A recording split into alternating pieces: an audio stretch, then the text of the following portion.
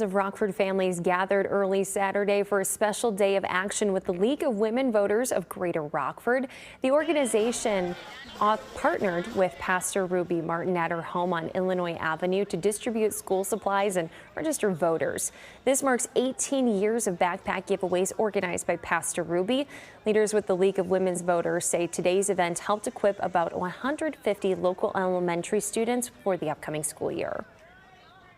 We want to make sure that we are giving them a fresh start, that they won't feel like they're behind and not have to borrow paper or borrow a pencil. But this is more or less a starter set. And that's important that they be equipped with it.